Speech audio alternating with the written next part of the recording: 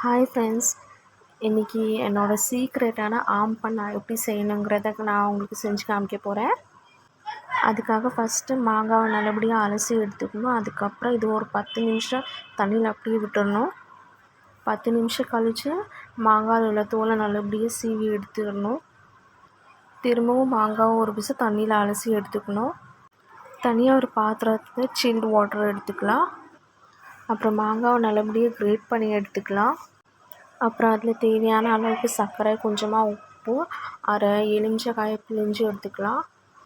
இதுக்கப்புறம் இது எல்லாத்தையும் நல்லபடியாக மிக்ஸ் பண்ணி எடுத்துக்கலாம். நல்லபடியாக மிக்ஸ் ஆனதுக்கப்புறம் இதை தனியாக ஒரு பாத்திரத்தில் சலிச்சு எடுத்துக்கலாம். கீறி வச்சுருந்த மாங்காவை தனியாக அப்படியே சாப்பிடலாம். அதோட டேஸ்ட் அவ்வளோ சூப்பராக இருக்கும்.